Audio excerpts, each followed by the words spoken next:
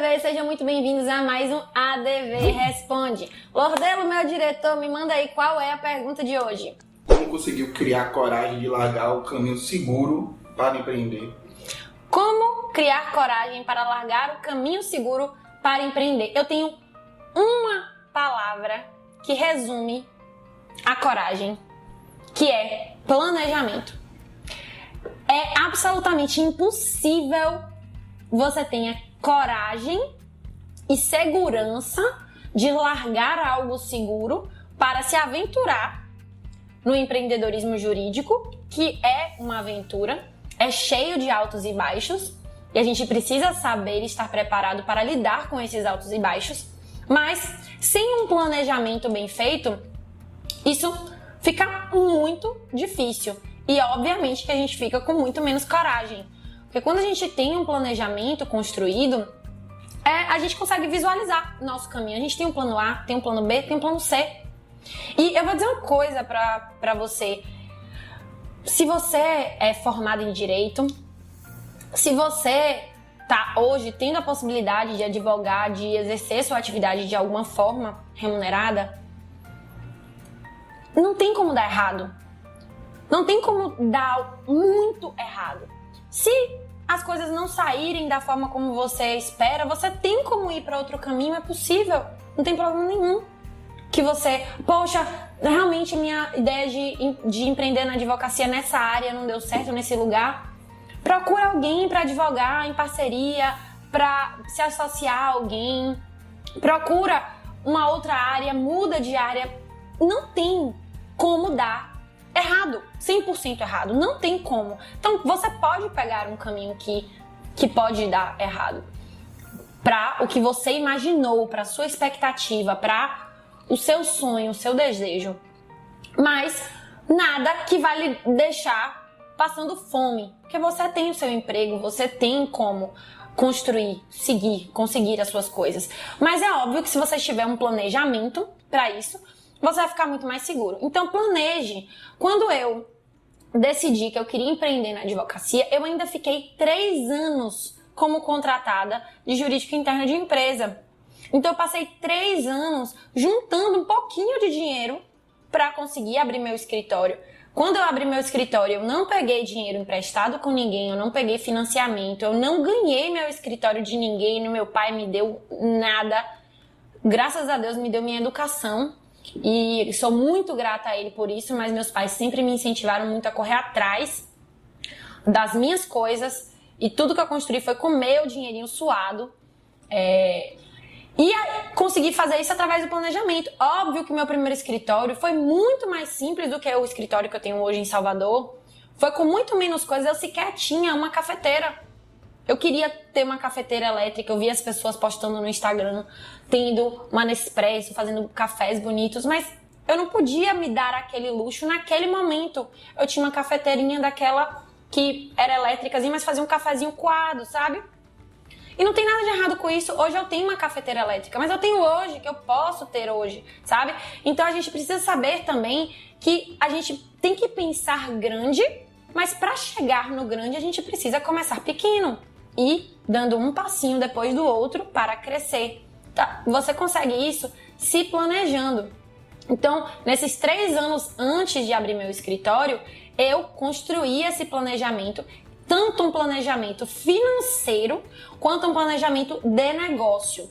Como foi que eu fiz esse planejamento financeiro? Primeira coisa, eu pensei, qual é o capital de investimento que eu preciso ter no escritório? Quanto eu preciso ter para montar meu escritório? Eu preciso de uma sala, eu preciso arrumar a sala, pintar a sala, eu preciso de imóveis, eu preciso de uma cadeira. E aí eu fiz meu custo. Quanto é que eu ia gastar de investimento para começar o escritório? Quanto é que eu ia gastar de capital de giro com as despesas do escritório, com luz, com internet, com as despesas do dia a dia do escritório? Se você pagar um aluguel, se você pagar qualquer outra despesa que seja, quanto você tem que pagar para exercer o seu escritório, isso é o capital de giro. Então eu precisava juntar dinheiro para ter esse capital de giro por pelo menos 1 ano da minha atividade. E pensei também, bom, nesse período, se não entrar R$1 no escritório, eu preciso me sustentar. pagar minhas próprias contas, eu preciso me alimentar, eu preciso viver, eu preciso me locomover. E esse é o meu capital de sustento pessoal. Então, como é que eu vou fazer para me sustentar durante esse período? E aí eu fiz uma conta de quanto é que minimamente eu precisava e eu juntei todo esse dinheiro. O dinheiro de investir no escritório foi pouquinho, gente. Tudo mínimo que eu precisava. O dinheiro que eu precisava para investir no escritório, eu cortei todas as minhas despesas. Todas as minhas despesas. Pra vocês terem noção, eu cortei o Spotify, que custava R$15 por mês. E baixei o Deezer, porque eu tinha, era de graça. Eu cortei tudo que eu poderia cortar. Minha Netflix, tudo que eu podia ter para diminuir ao máximo, para enxugar todas as minhas despesas. Porque meu capital de sustento pessoal ia ser menor durante esse período. Ou seja, eu ia precisar juntar menos dinheiro para eu conseguir me sustentar durante esse período. Então, eu fiz toda essa conta, juntei esse dinheiro e isso me deu a segurança. E óbvio que eu também fiz outro planejamento, que foi o meu planejamento empresarial. Ou seja, quantos clientes eu precisava ter, quanto é que eu precisava faturar, em quanto tempo para eu reaver aquele investimento que eu fiz no escritório. Então, tudo isso fez parte do meu planejamento empresarial. Poxa, eu quero faturar tanto, eu preciso de tantos clientes, fechando a tantos contratos, a tantos reais. O que é que eu preciso fazer para alcançar esses clientes? Olha, eu vou fazer um plano de ação. Eu vou fazer uma parceria com um blog para publicar artigos. Eu vou fazer uma parceria com escritórios aqui da minha região para pegar as demandas imobiliárias. E eu comecei a fazer o meu plano de ação. A gente não pode ficar parado, né? E bom, com esse planejamento todo, tanto financeiro quanto empresarial, eu tive a segurança que eu precisava para falar: vou pedir demissão do meu emprego, que era um emprego com um salário muito bom, com participação nos lucros, que eu ganhava relativamente muito bem, ótimo, eu ganhava muito bem. Mas eu pedi demissão desse emprego para me aventurar, sabendo que eu tinha um planejamento, tudo estava na ponta do lápis e que, se desse errado, o que ia acontecer comigo? Eu podia muito bem sair colocando meus currículos de novo, procurar outro emprego em outro jurídico interno ou procurar um emprego como associada no escritório. Se eu não gostasse da vida do empreendedorismo no jurídico, porque o empreendedorismo jurídico não é para todos. Tem gente que não nasceu para empreender, tem gente que nasceu para trabalhar para outra pessoa e não tem nada de errado com isso. Tem que ter perfil de todos os tipos de pessoa nesse mundo. Então, com certeza esse planejamento me deu essa segurança. Vejam, eu passei 3 anos antes de ter meu escritório planejando e juntando dinheiro. 3 anos. E depois que eu abri meu escritório, eu ainda passei todos os anos, até hoje eu faço isso, com todo esse planejamento na ponta da unha. Para eu abrir o escritório que eu tenho hoje em Salvador, eu tive que reaver, pagar o investimento que eu fiz no meu escritório de Tapetinga, pagar o investimento que eu fiz no meu escritório de Conquista e guardar o dinheiro que eu precisava para abrir esse escritório em Salvador, que eu também paguei à vista, graças a Deus, com fruto do dinheiro da minha advocacia. Então, tudo isso foi milimetricamente planejado. Então, vejam, 3 anos no escritório, antes do escritório, mais 4 anos pós sair do jurídico interno de uma empresa, a gente passa a vida planejando.